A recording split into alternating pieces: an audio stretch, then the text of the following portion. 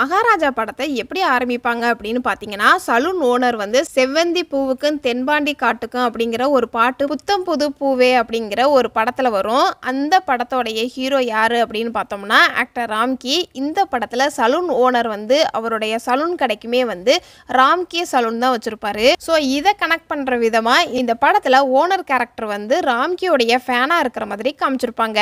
Actor Ramki எடுத்துக்கிட்டோம் அப்படின்னா அவருடைய ஹேர் ஸ்டைலு ரொம்பவே ஃபேமஸ் ஆனது. எப்படி உங்களுடைய ஹேரை மெயின்டைன் பண்ணுறீங்க அப்படின்னு இப்போ வரைக்குமே எல்லாருமே ஆக்டர் ராம்கி கிட்ட கேட்டுட்டு தான் இருக்கிறாங்க. ஸோ அவருடைய பேரை தான் சலூன் கடைக்குமே வச்சிருப்பாரு. விஜய் சேதுபதி நடிச்சு ரீசெண்டாக ரிலீஸ் ஆன படம் மகாராஜா. இந்த படத்தோடைய ஹிடன் டீட்டெயில்ஸ் தான் நாம் இந்த வீடியோவில் பார்க்க போகிறோம். இந்த வீடியோவில் ஸ்பாய்லர்ஸ் இருக்கும். ஸோ படத்தை பார்த்தவங்க இந்த வீடியோவை பாருங்கள். இப்போ இந்த படம் நெட்ஃப்ளிக்ஸ் ஓடிடியில் அவைலபிளாக இருக்குது. வேணுங்கிறவங்க செக் பண்ணி பாருங்க. ஃப்ளாஷ்பேக்கில் ஓனர் வந்து ராம்கி சலூன் அப்படிங்கிற மாதிரி பேர் வச்சிருப்பாரு. மகாராஜா வந்து அவர் ஓனர் ஆனதுக்கு அப்புறமா அவருடைய சலூனுக்கு அவருடைய பொண்ணுடைய பேர் வந்து ஜோதி சலூன் அப்படிங்கிறத பேரா வச்சிருப்பாரு. அதே மாதிரி இந்த படத்தோடைய வில்லன் வந்து செல்வம் எடுத்துக்கிட்டோம் அப்படின்னா அவர் வந்து ஒரு எலக்ட்ரிக்கல் கடை வச்சிருக்கிற மாதிரி காமிச்சிருப்பாங்க. அந்த கடையோடைய பேர் பார்த்தீங்க அப்படின்னா அவருடைய ஒய்ஃப் பேரை கோகிலா எலக்ட்ரிக்கல்ஸ் அப்படிங்கிறத பேரா வச்சிருப்பாரு.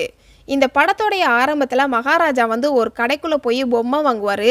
அப்போ ஒரு சில பொம்மைகள்லாம் எடுத்து அவருடைய ஒய்ஃபுக்கிட்ட காட்டுவார். இது ஓகேவா இது ஓகேவா அப்படின்னு கேட்பாரு.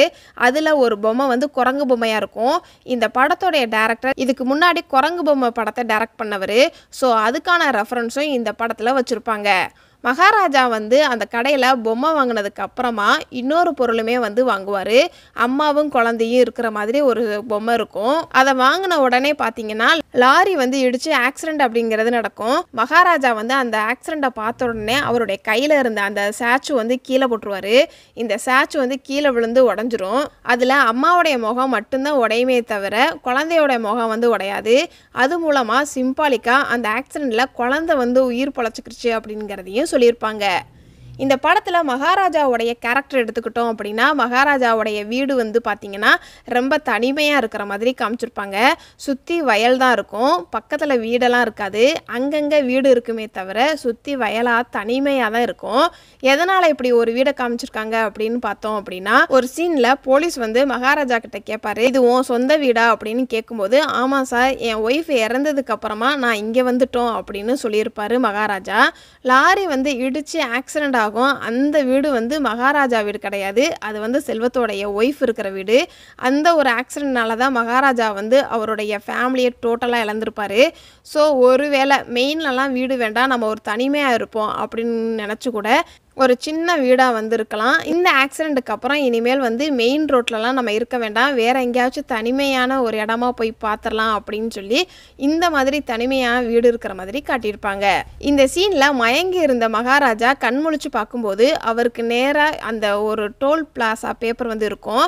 அந்த இடத்துல பாம்பு மூலியமாக தான் வந்து மகாராஜாவுக்கு ஒரு ஃபஸ்ட்டு லீடு கிடைக்கிற மாதிரி காமிச்சிருப்பாங்க. அதே மாதிரி போலீஸ் ஸ்டேஷன் சீனில் பார்த்தீங்க அப்படின்னா கம்பி மேலே இருந்து உடஞ்சி விழுகிற மாதிரி காமிச்சிருப்பாங்க. அங்கேருந்து ஒரு பாம்பு வரும். அதை பார்த்துட்டு போலீஸ் எல்லாருமே தெரிச்சு ஓடுவாங்க. மகாராஜா பயப்பட மாட்டார். அவர் தான் அந்த பாம்பையுமே வந்து கையில் எடுத்துகிட்டு வர மாதிரி காமிச்சிருப்பாங்க. ஸோ அதை பார்த்து தான் வந்து போலீஸ் வந்து பயந்து போய் இன்ஸ்பெக்டர் வரட்டும் நீங்கள் உட்காருங்க அப்படின்னு சொல்லி உட்கார வைக்கிற மாதிரி காட்டியிருப்பாங்க. வீடு போலீஸ் ஸ்டேஷன் இந்த ரெண்டு இடத்துலையுமே வந்து யதார்த்தமாக பாம்பு உள்ள வந்துருச்சு அப்படிங்கிற மாதிரி காட்டாமல் அதுக்குமே ஒரு சின்ன சின்ன டீட்டெயிலிங் வந்து கொடுத்துருப்பாங்க.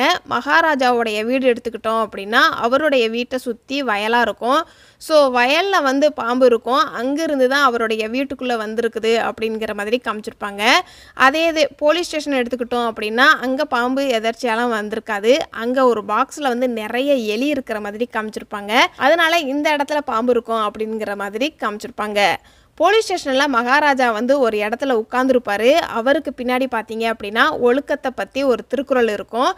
இந்த திருக்குறளோடைய அர்த்தம் என்ன அப்படின்னு பார்க்கும்போது பெரியவர்கள் வந்து ஒருபோதும் ஒழுக்கத்திலிருந்து தவற மாட்டாங்க, நல்ல நடத்தையிலிருந்து தவற மாட்டாங்கன்னு அர்த்தம். ஸோ இதையுமே இந்த படத்தோடைய ஸ்டோரியில் கனெக்ட் பண்ணுற விதமாக மகாராஜா வந்து ஒழுக்கமாக ஒரு ஆளாக தான் இருப்பார்.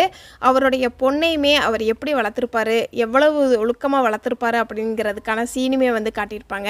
ஒரு சீனில் படத்தோடைய ஆரம்பத்தில் ஸ்கூலில் வந்து பார்த்தீங்க அப்படின்னா ஒரு ப்ராப்ளம் ஒன்று நடக்கும். அப்போ மகாராஜா வந்து ஒரு விஷயம் சொல்லியிருப்பார், கண்டிப்பாக இந்த தப்பை என் பொண்ணு பண்ணியிருக்க மாட்டா அப்படின்னு ரொம்பவே ஸ்ட்ராங்காக சொல்லுவார். அதே மாதிரி அவருடைய பொண்ணு வந்து ஜோதி ஜோதி எந்த ஒரு தப்புமே வந்து பண்ணியிருக்க மாட்டாங்க.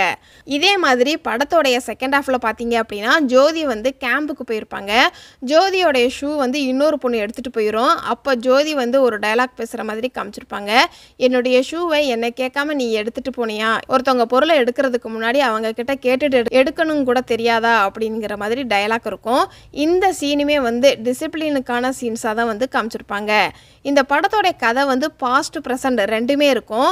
2023 பிப்ரவரி மாதம் ப்ரெசண்டில் நடக்கிற கதையாக காமிச்சிருப்பாங்க.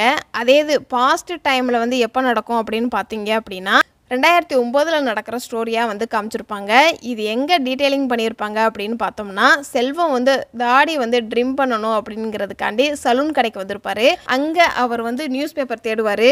அவங்க பண்ண தப்பெல்லாம் வந்து நியூஸ் பேப்பரில் வந்திருக்கும். ஸோ அந்த நியூஸ் பேப்பரில் தான் வந்து செப்டம்பர் 18, 2009 அப்படிங்கிற மாதிரி டீட்டெயிலிங் கொடுத்துருப்பாங்க. 2009 அரெஸ்ட் ஆகி ஜெயிலுக்கு போகிற செல்வம் வந்து 13 வருஷம் ஜெயிலில் தான் இருந்திருப்பார். இதை வந்து இன்னொரு வில்லனான மணிகண்டன் வந்து ஒரு இடத்துல சொல்லியிருப்பார். என்ன சொல்லியிருப்பாரு அப்படின்னா, 13 வருஷமாக ஜெயிலில் இவனை கொலை பண்ணணும்னு தானே சொல்லிட்டு இருந்தேன் அப்படின்னு டயலாக் மூலமாக ஆடியன்ஸுக்கு கன்வே பண்ணியிருப்பாங்க. படத்தோடைய வில்லன் வந்து செல்வம் பேர்லேயே வந்து ஒரு டீட்டெயிலிங் இருக்கும். ஒவ்வொரு வீடாக போய் டார்கெட் பண்ணி உள்ளே போய் தங்கம் பணம் எல்லாத்தையும் வந்து திருடிட்டு வருவாங்க. மெயினாக இவர் வந்து தங்கத்தை மட்டும்தான் டார்கெட் பண்ணுவார். ஸோ அவருடைய பேர் வந்து என்னவா இருக்கும் அப்படின்னா செல்வம். அவருடைய ஒய்ஃப் கூப்பிடும்போது எப்படி கூப்பிடுவாங்க அப்படின்னா தங்கம் தங்கம் அப்படின்னு தான் வந்து கூப்பிட்ற மாதிரி காமிச்சிருப்பாங்க. சிங்கம்புலியோட கேரக்டர் எடுத்துக்கிட்டோம் அப்படின்னா மகாராஜா வந்து சிங்கம்புலியை தேடி போலீஸ் ஸ்டேஷனுக்கு வந்திருப்பார். ஒவ்வொருத்தராக தேடிக்கிட்டே இருப்பார். சிங்கம்புலி எப்படி மகாராஜா கிட்ட வந்து மாட்டுவார் அப்படின்னு பார்த்தீங்கன்னா, முனிஷ்காந்தை பார்ப்பாரு, வந்து பேசுவார், அந்த கேஸுக்குள்ளே வந்து ட்ராவல் பண்ணுவார். ஒரு கட்டத்தில் நானே திருடனா நடிச்சிடறேன் அப்படின்னு சொல்லி வாலண்டியராக அவரே வந்து மாட்டிக்கிற மாதிரி தான் வந்து காமிச்சிருப்பாங்க. மணிகண்டை கண்டுபிடிக்கிறதுக்காண்டி ஒரு சின்ன லீடு மட்டும்தான் வந்து மகாராஜாவுக்கு கிடைக்கும். ரொம்ப கஷ்டப்பட்டெல்லாம் வந்து மணிகண்டனை கண்டுபிடிக்கிற மாதிரிலாம் இருக்காது. மணிகண்டனே ஒரு கட்டத்தில் விஜய் சேதுபதி கிட்ட வந்து மாற்ற மாதிரி தான் வந்து காட்டியிருப்பாங்க. இவங்க ரெண்டு பேருமே தாண்டி மெயின் வில்லன் வந்து செல்வம் எடுத்துக்கிட்டோம் அப்படின்னா கடைசியாக அவருக்குன்னு ஒரு மிகப்பெரிய ஒரு தண்டனை கிடைக்கும். அவரே சாகிற மாதிரி தான் வந்து காட்டியிருப்பாங்க. இந்த சீனில் செல்வம் வந்து அவங்களுடைய மகளை கொஞ்சும் போது அவருடைய பாதத்தில் தான் வந்து முத்தம் கொஞ்சுவாங்க.